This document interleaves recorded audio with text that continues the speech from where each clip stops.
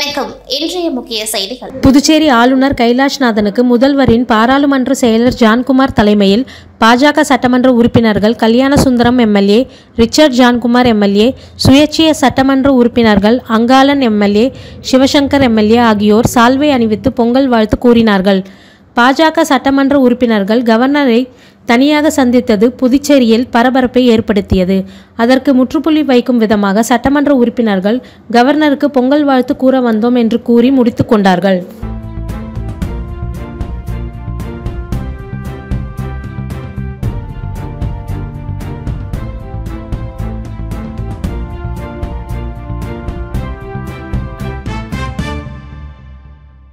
காரைக்கால் மாவட்ட நிர்வாகம், புதுச்சேரி அரசு சுற்றுலாத்துறை இணைந்து நடத்தும் காரைக்கால் கார்னிவல் 2025 மற்றும் மலர் கண்காட்சி இன்று தொடங்கப்பட்டது. புதுச்சேரி குடிமைப் பொருள் வழங்குதுறை அமைச்சர் திரு PRN திருமுருகன், திமுக சட்டமன்ற உறுப்பினர் நாசிம் மற்றும் அரசு அதிகாரிகள் கொடியசைத்து கலாச்சார சாலை ஊர்வலத்தை தொடங்கி வைத்தனர். இதில் பல்வேறு மாநிலத்தை சேர்ந்த நாட்டுப்புற கலைஞர்களின் கலை நிகழ்ச்சிகள் மற்றும் ஸ்கேட்டிங் வீரர்களின் சாகச நிகழ்ச்சிகள் நடைபெற்றது.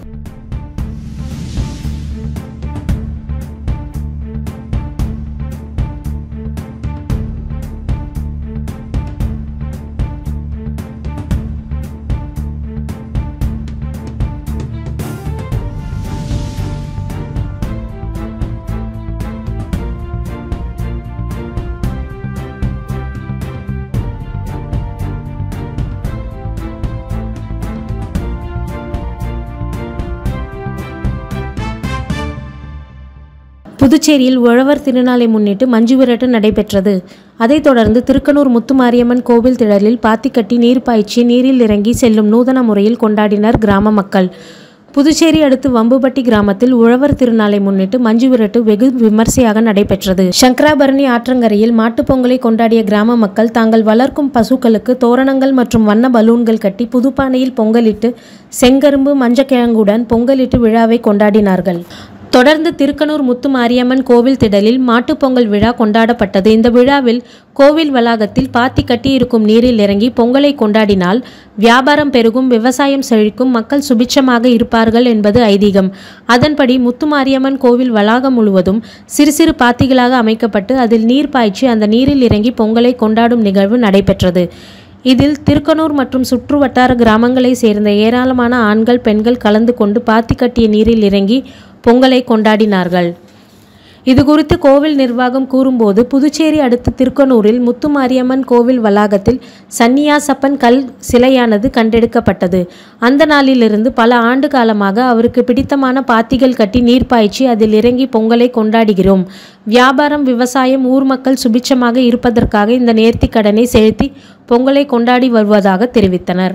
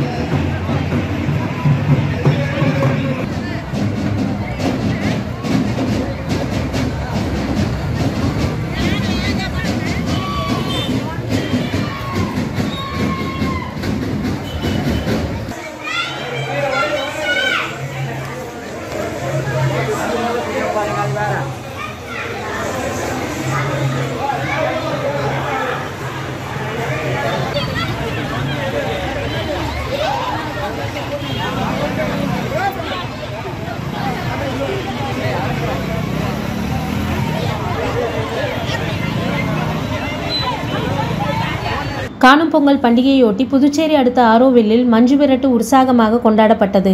இதில் வெளிநாட்டினர் பலர் கலந்து கொண்டு ஆர்வத்துடன் பார்வையிட்டனர். புதுச்சேரி அடுத்து விழுப்புரம் மாவட்டம் ஆரோவில் சர்வதேச நகரத்தில் குயிலாப்பாளையம் கிராமம் உள்ளது. அந்த கிராமத்தில் ஒவ்வொரு ஆண்டும் பொங்கல் பண்டிகையொட்டி காணும் பொங்கல் தினத்தன்று மஞ்சு விரட்டு உற்சாகமாக நடத்தப்படுவது வழக்கம்.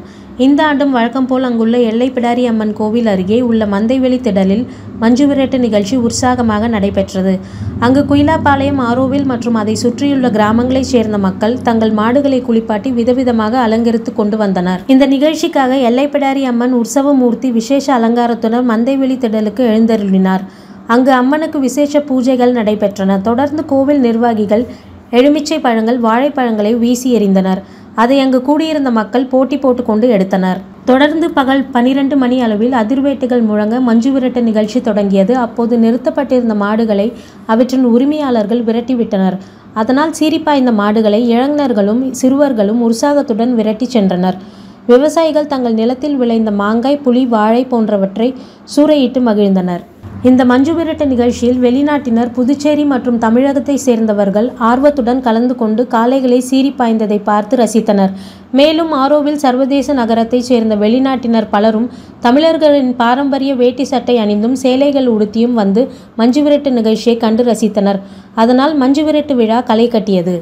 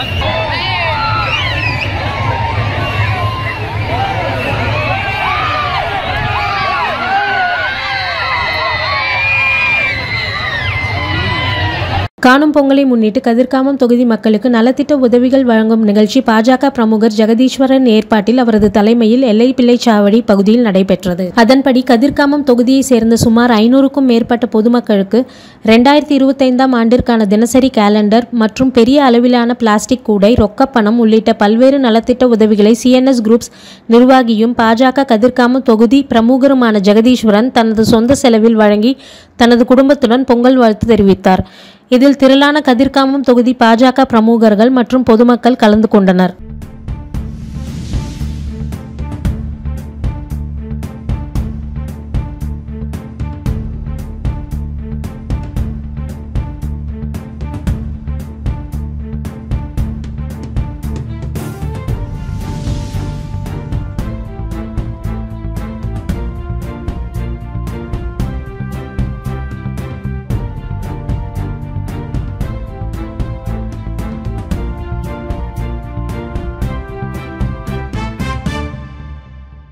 ராஜ்பவன் தொகுதியில் பாஜக சட்டமன்ற உறுப்பினர் மக்கள் சேவகர் VP ராமலிங்கம் அவர்கள் காரில் கோயிலுக்கு செல்லும்போது வழியில் சாலை ஓரத்தில் ஏழ்மையில் இருந்த முதியோர்களை கண்டு மனமிறங்கி அவர்களுக்கு பொங்கல் வாழ்த்து கூறி சன்மானம் வழங்கினார். அப்போது அதை படம் எடுத்த நபரை எடுக்காதப்பா என்று கூறி கடிந்து கொண்டார். விளம்பரமில்லாமல் உதவி செய்யும் மக்கள் சேவகரை பொதுமக்கள் மனதார பாராட்டினார்கள்.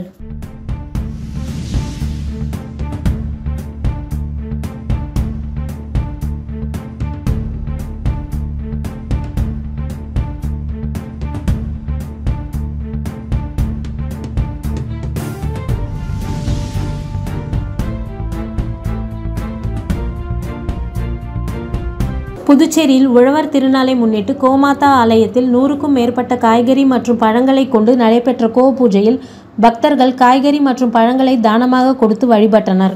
புதுச்சேரி கருவடிக்குப்பம் ஓம் சக்தி நகரில் அமைந்துள்ள கோமாதா ஆலயத்தில் மாட்டுப்பொங்கல் அன்று கோ பூஜை செய்தால் நாடு நலம் பெற்று மக்கள் வளமுடன் வாழ்வார்கள் என்று ஐதீகம் உள்ளது. அதன்படி ஆண்டுதோறும் சிறப்பு பூஜைகள் நடைபெறுவது வழக்கம். அதன்படி இந்த ஆண்டு கோமாதா ஆலயத்தில் நடைபெற்ற கோ பூஜைகள் 9 வகையான நவதானியங்கள் மற்றும் வாசனை திரவியங்களை கொண்டு அபிஷேகம் மற்றும் ஆராதனைகள் நடைபெற்று மகா தீபாராதனை காண்பிக்கப்பட்டது. அதனைத் தொடர்ந்து சுமார் 100க்கும் மேற்பட்ட காய்கறிகள் மற்றும் பழங்களை கொண்டு சிறப்பு பூஜைகள் நடைபெற்றது. மேலும் அலங்கரிக்கப்பட்ட பசுக்களுக்கு கோ பூஜைகளும் குதிரைகளுக்கும் அஷ்டாதி பூஜைகள் நடைபெற்றன. இதில் ஏராளமான பக்தர்கள் கலந்து கொண்டு பசுக்கள் மற்றும் குதிரைகளை வணங்கி காய்கறி மற்றும் கீரையை தானமாக கொடுத்து தரிசனம் செய்தனர். தொடர்ந்து அனைவருக்கும் கோவிலில் பூஜிக்கப்பட்ட காய்கறிகள் மற்றும் பழங்களும் பிரசாதமாக வழங்கப்பட்டது.